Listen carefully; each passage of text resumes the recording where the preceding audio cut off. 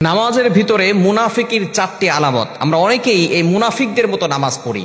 যারা নামাজের ভিতরে মুনাফিকি ভাব প্রকাশ করে, আল্লাহ পাক রব্বুল আলামিন তাদেরকেও কিন্তু জাহান্নামে নিক্ষেপ করবেন। তাদের এই নামাজ তাদেরকে জাহান্নাম থেকে বাঁচাতে পারবে না। মনে রাখবেন, নামাজ হচ্ছে এমন একটা ইবাদত, ইমানের পরে সর্বোত্তম ইবাদত হচ্ছে নামাজ।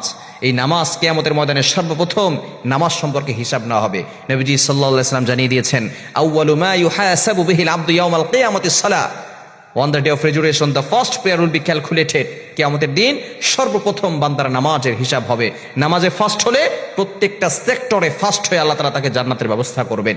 এই জন্য নামাজ মুনাফিকদের ভাব যাতে করে তার ভিতরে প্রবেশ না করে এই বিষয়ে খেয়াল রাখতে হবে। অনেকেই আমরা এইভাবে মুনাফিকদের মতো নামাজ পড়ি। নবী সাল্লাল্লাহু আলাইহি ওয়াসাল্লাম জানিয়ে দিয়েছেন, ইন্নাল মুনাফিকিনা ফিদ দারকিল আসফালি মিনান নার। আল্লাহ পাক রব্বুল আলামিন নিজে বলে দিয়েছেন, ইন্নাল মুনাফিকিনা ফিদ দারকিল আসফালি মিনান নার, যে মুনাফিকরা জাহান্নামের তলদেশের সর্বনিচে থাকবে এবং ভয়ঙ্কর জায়গায় মুনাফিকরা থাকবে।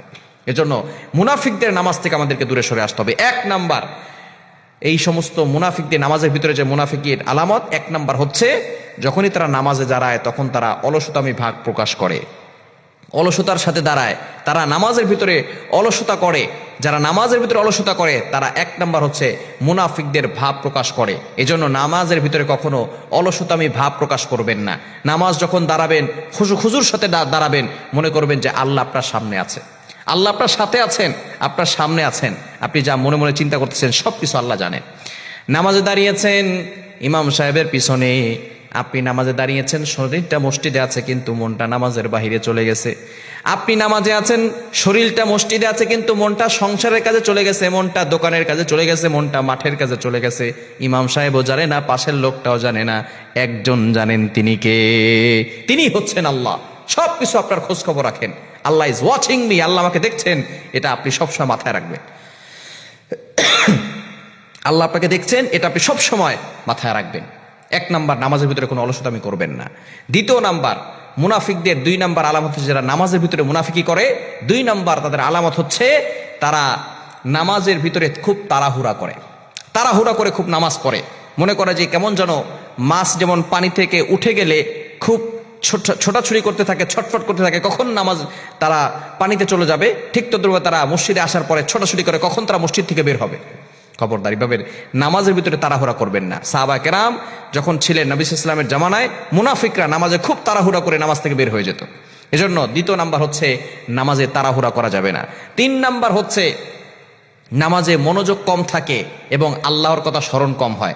নামাজে যখন আপনি দাঁড়িয়েছেন, মনোযোগটা আপনার নামাজের ভিতরে নাই।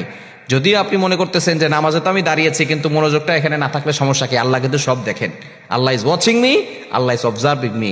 আল্লাহ আমাকে দেখছেন, আল্লাহ আমাকে অবজার্ভ করছেন, এটা আপনাকে মাথায় রাখতে হবে যে আল্লাহ আপনার সব কিছু সম্পর্কে জ্ঞাত আছেন। এজন্য নামাজে মনোযোগ রাখতে হবে। নামাজে মুনাফিকদের মতো ভাব প্রকাশ করা যাবে না।